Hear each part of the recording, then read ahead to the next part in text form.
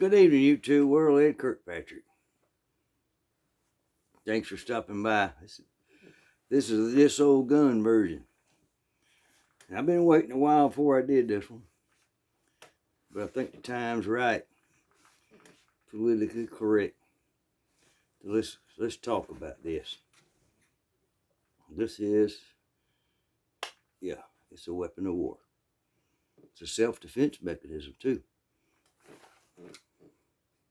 What you're looking at, my friends, is the infamous AK-47.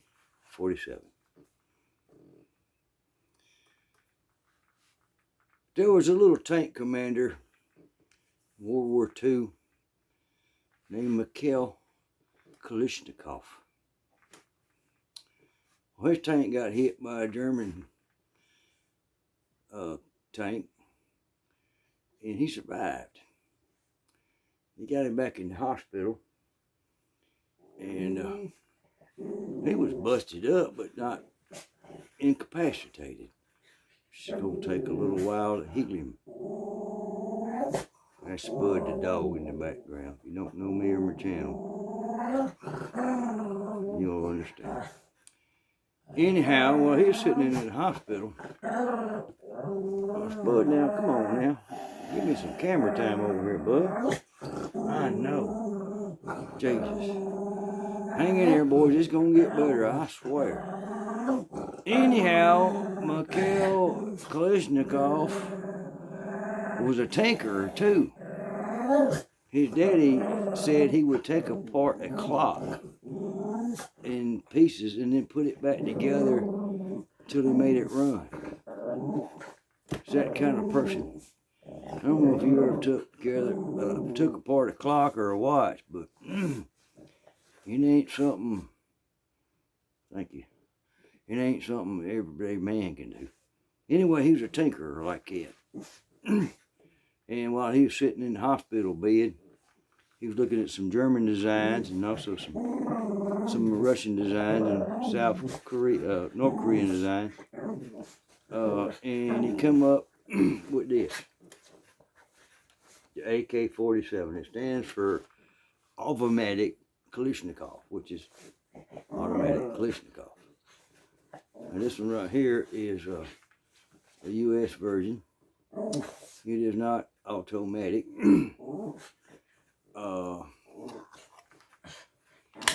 It is made out of stamped steel. Earlier versions were made out of mill steel.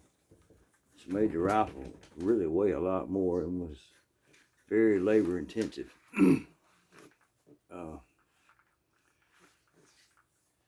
Anyhow, this became the standard 1947. He actually designed it in 45 when he played in the bed, but 47, it became the gun.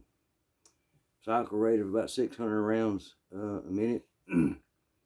So that means it would empty a magazine in about 20 seconds. It's 30 rounds. This gun is kill more people than anything on this earth. This gun right here. The way the Russians are, and it got quick, the Chinese got a hold of it. All the foreign bloc countries at that time, Romania, Bulgaria, Yugoslavia, they all had versions of this. Yeah. Now this gun, if you're going to compare war weapons, let me get the magazine out of here. That's what's one thing I can't figure out about these things. It's dang hard to operate.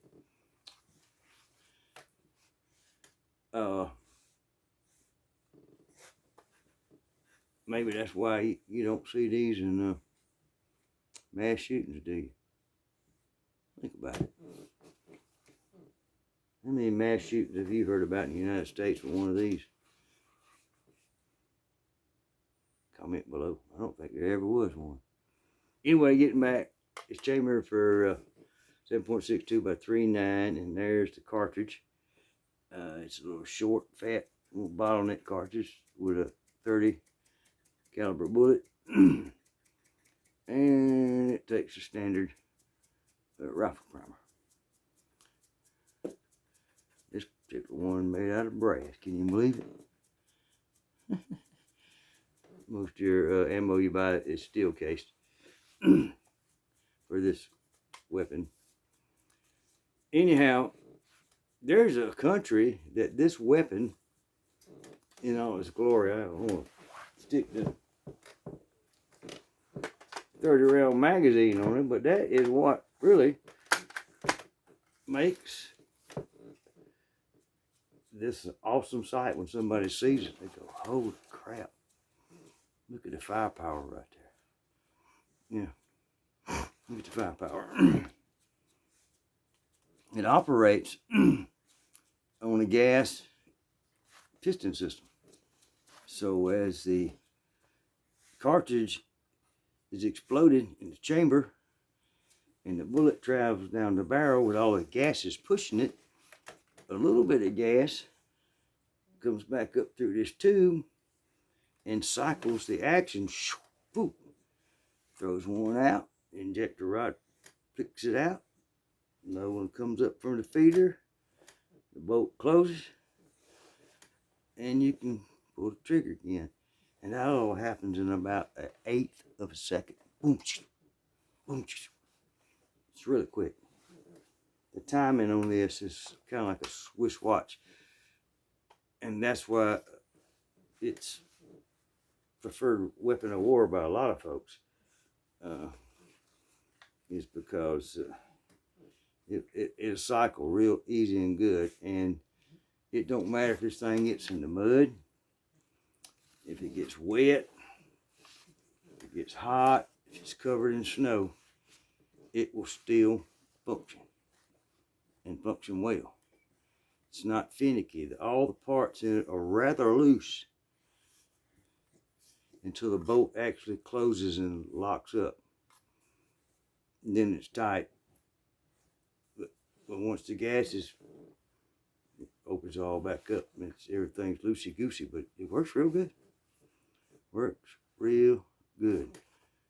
There's even been back in the day, there were pictures they would lay this down in front of a tank and run over it, and it'd be a little bit bent. They fired anyway. The barrel being bent, they'd fire anyway. I'm telling you, this was the preferred weapon, and well, was until we gave the Mujahideen new modern weapons, but up until that point, thank you, Mr. Biden, you did that, pulled out of Afghanistan. Up until that point, this was their preferred weapon. It's cheap. It's not very expensive to make, so they're everywhere. You can go to Pakistan right now and buy one of these right now in Pakistan for $100 US. But good luck getting it back home. Good luck getting it back home. But while we're talking about this weapon, and it was made by so many companies. NorCal was a good one. That was North Korea's version. And if ever North Korea got something right, they got the AK-47 right. They might not have got anything else right, but the Chinese were so impressed they upped their production for the Chinese government. Because a little NorCal plant there was pumping out some good quality stuff. Now this one right here in particular is from Romania, as I said, and it was through an importer. So the serial numbers have been etched in with like a Dremel tool. It didn't get serial numbered or ID'd until they got to the States. First thing they did in the States, they took this part out, took that part out, and slapped this one in. The original one's got a wood handle and is auto fire. So as soon as they get to the States, They slap this out, and then they slap this trigger, it'll only go boom, boom, boom. If you got a quick finger, you can make it go boom, boom, boom, boom, boom. Whatever you need, if you know what I'm saying. And another thing they did, because this was actually trying to be marketed as a hunting rifle, believe it or not. And yes, it will take down a deer. Yeah, ain't no problem. Pretty good little brush gun for a deer. But, so they come up with the idea, let's mount a scope to these things. So here we go. Let me turn this thing around. So you see all this right here? Looks like a metal mustache or something and a fellow looking at you. Well, that's all some crap they added in Romania so you can mount a scope on it. And that's all well and cool. But when you go online and try to buy these scope mounts for this thing, they're few and far between, and when you find them, you might pay more for the mounts and the scope. If you want to go that route. But anyway, the reason I bring this up, like I said, I'm trying to do this in a timely manner. Talk about all these companies everywhere that were making these all over the world. All over the world. There was any U.S. manufacturer started making. And they're still available all over the world today, but they quit importing these. So, they ain't in the gun store. The person that sold the most of these, you could take every gun dealer in the United States that ever sold an AK-47 and every gun dealer in Canada and Mexico that ever sold an AK-47 and every dealer in every other dang come 136 NATO countries, and none of them sold more than a man from Russia named Victor Boot. Yeah. He sold millions of these. 100 million probably. He was a key man that brought this to Africa. These are all over Africa. And Africa has got still a lot of war-torn places. And remember I said there's even a flag with this on it? Yeah, it's a country. This gun is on their flag. Yeah. Yeah, no, I'm not getting mean. I just, I don't understand some things. But, the fellow that sold the most of these ever, he's at home smoking a cigar, probably taking him a drink of that Russian vodka. Yeah. Anyway, that's enough of that. AK-47, the most popular gun in the world. Yep.